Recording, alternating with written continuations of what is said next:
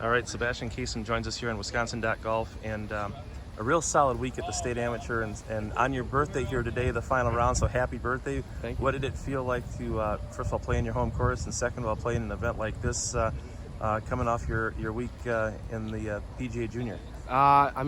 First off, I'd like to thank the pros. I'd like to thank Patrick, the superintendent here. I'd like to thank all the members for hosting the State Am and being so nice to me, and to Ed Zerbick and Kesley that they participated in this as well. But yeah, after Kentucky, I was playing really well, obviously, in Kentucky, and just coming out here, I immediately had some confidence, and I knew it was going to be a hard golf course. Even just playing it normal, it was hard, but I knew they would amp up the conditions, make it firmer, faster, rough longer.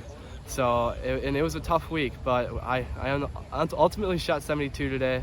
Wow. And I enjoyed it. So that's all that matters. Does 72 today in the final round of a State Am feel like 67 last week? It did with the conditions here. Even when I shot 82 on Tuesday, I struck the ball really well. Felt like I could have made up 5-6 strokes easily. But it's a tough track, and even par, and anywhere from even par to 75 is a great score out here. And what I wanted to talk specifically with you about, Sebastian, is the bomb and gouge generation is here, but you can't bomb and gouge on a tournament like this, or can you? How much did your strategy have to change? And for a high school golfer who sometimes gets the luxury of being able to hit driver every hole, and then even if you're in the rough, there's not this kind of rough that you have to hit out of. Yeah, this totally changed my game plan in comparison to the high school season.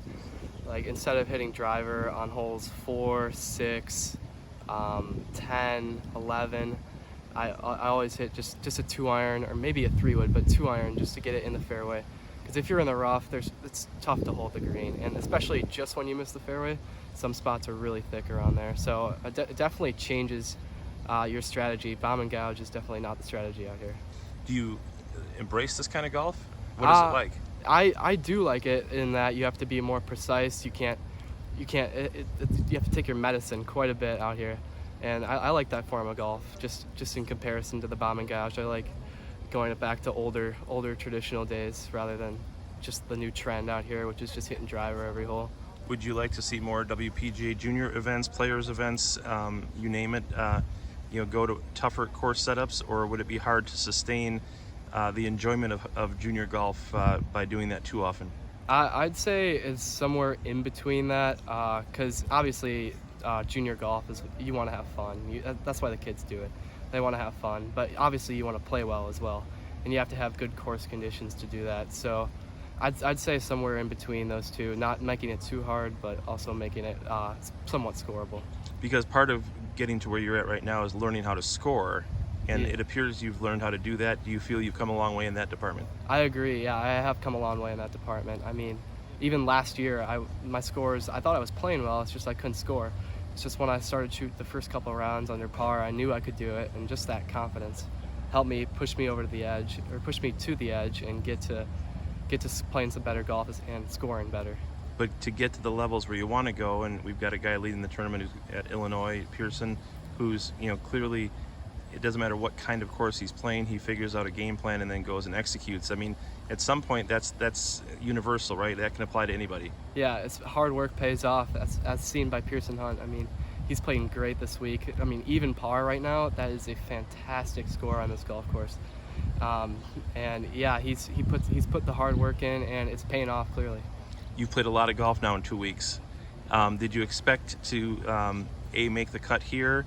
And how much more golf is in your wheelhouse here over the next few weeks? Do you ever get a chance to kind of just kick back and relax? I do not get a chance to kick back. I'm playing in the Junior Masters next week. Great. Which will be a lawn tournament if I make it to the finals or the semifinals.